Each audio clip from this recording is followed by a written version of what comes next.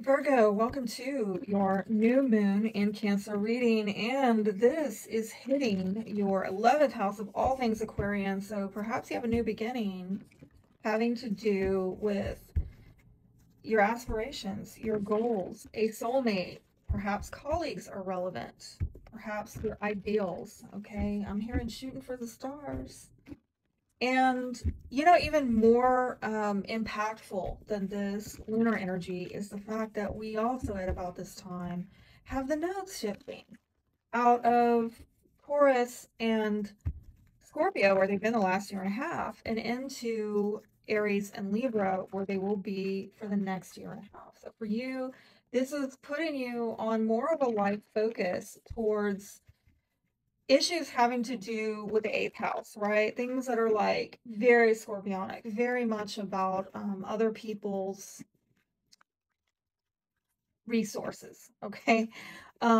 Very private stuff, by the way. Also, like shared resources, inheritances, sex, power dynamics, secrets, the occult, death, endings. I mean, really, really deep, deep stuff, okay?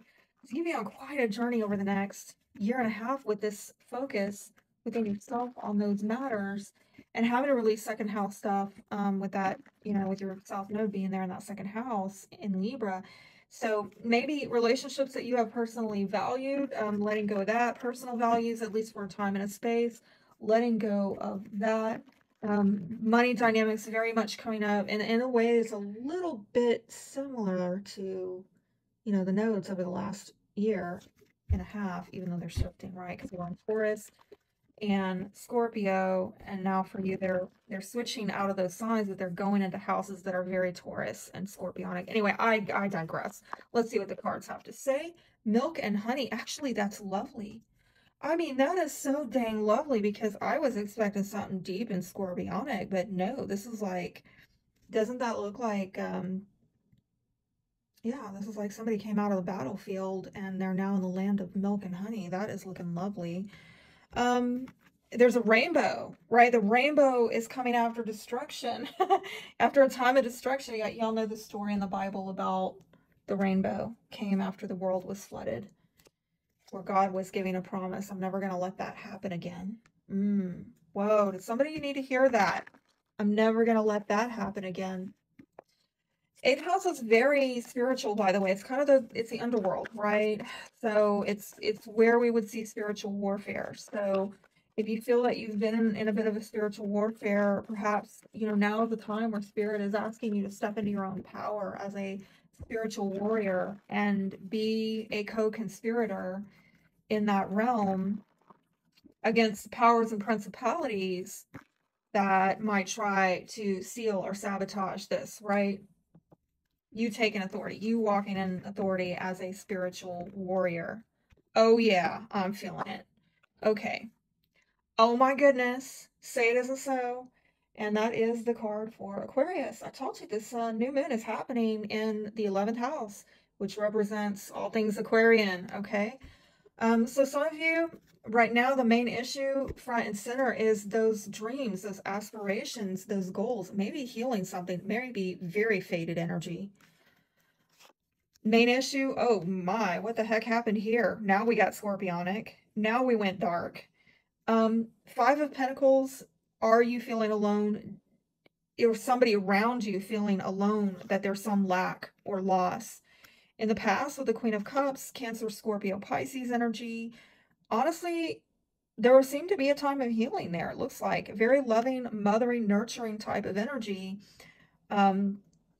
I don't know how we went from there, I don't to there, but we'll clarify. It looks like in the future you are actually going to make some progress, and it might be on a material level. At the foundation, you've got King of Wands, Aries, Leo, Sagittarius.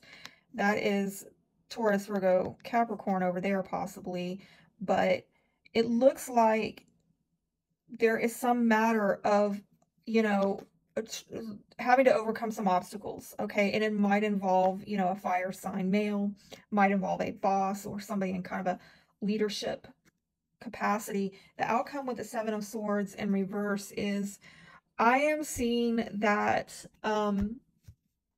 you are having to come up with a different way of thinking, a different strategy, okay? Seven of Swords in reverse is also maybe somebody coming clean about something, okay? I just heard it's a long time coming, okay? Somebody is probably going to be rethinking their ways. There may be issues of false accusations or somebody feeling paranoid about something, about being caught or being accused. And it might have to do with a trip or traveling. Again, something that there's a timing issue with this. That's at the foundation. It's fated, okay? It was a fated issue that somebody has got to rethink this, okay? Or come clean or come up with a new strategy, basically. What is the main issue? Okay. I'm getting another feminine energy, and I just heard outfoxed, outsmarted, okay? And I just heard cutting losses, and somebody maybe it's from the past, trying to put some bad omens or what they felt were bad omens, like to get away from them, to cut them out of their life, not working on something, not trying to cultivate or harvest something because they think working on it is just, there's some bad omens. Like, if I keep working on this or trying to cultivate this, that no good will come from it. I do see a feminine energy looking at this like, I cannot put the work into this or the effort into this because it's going to be a bad outcome. That's pretty odd, okay? Because I see somebody wanting to go after their gain, but they're thinking like, I don't, like, why should I? That this is nothing good's gonna come from this. Okay. Tell me about the good stuff. Some of you are going to be getting more money coming your way. It might be very slow, it might be very steady, okay? But you might have to put your back into it. You know what I'm saying? You have to put some effort into it, but with the work, it'll come in, okay? And yeah, I'm seeing something again here about traveling. So over the next yeah, I'm just gonna be maybe trying to get a lot more money in, okay? But I am seeing that if it's not traveling, let me get a time frame on that. Yeah, within 3 months, okay? Hold yourself within 3 months, okay?